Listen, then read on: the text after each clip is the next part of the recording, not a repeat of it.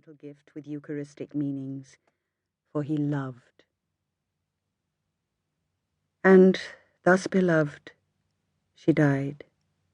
I've heard it said that but to see him in the first surprise of widower and father nursing me, unmothered little child of 4 years old, his large man's hands afraid to touch my curls, as if the gold would tarnish, his grave lips contriving such a miserable smile, as if he knew needs must, or I should die, and yet 'twas hard, would almost make the stones cry out for pity.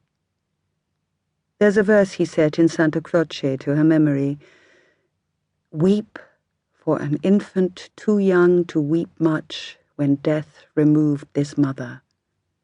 Stops the mirth today on women's faces when they walk, with rosy children hanging on their gowns, under the cloister to escape the sun that scorches in the piazza. After which he left our Florence, and made haste to hide himself, his prattling child, and silent grief, among the mountains above Pelago, because unmothered babes, he thought, had need of Mother Nature more than others use. Father, then, and child, we lived among the mountains many years, God's silence on the outside of the house, and we who did not speak too loud within, and old Assunta to make up the fire, crossing herself whene'er a sudden flame which lightened from the firewood made alive that picture of my mother on the wall. So 9 full years our days were hid with God among his mountains. I was just 13, still growing like the plants from unseen roots in tongue-tied springs, and suddenly awoke to full life and life's needs and agonies with an intense, strong, struggling heart beside a stone-dead father. Life, struck sharp on death, makes awful lightning. His last word was, "Love, love, my child, love, love." Then he had done with grief. "Love, my child."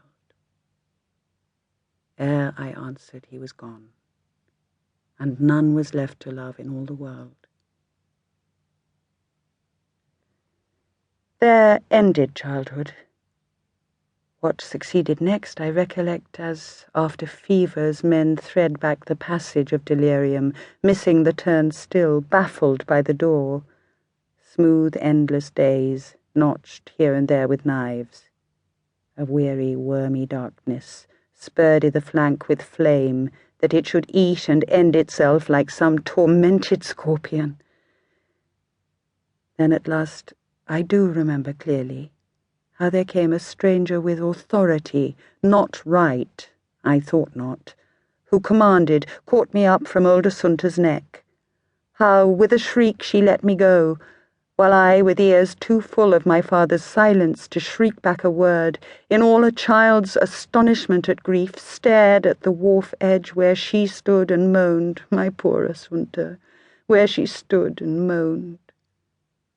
The white walls, the blue hills, my Italy, drawn backward from the shuddering steamer deck, like one in anger drawing back her skirts, which suppliants catch at.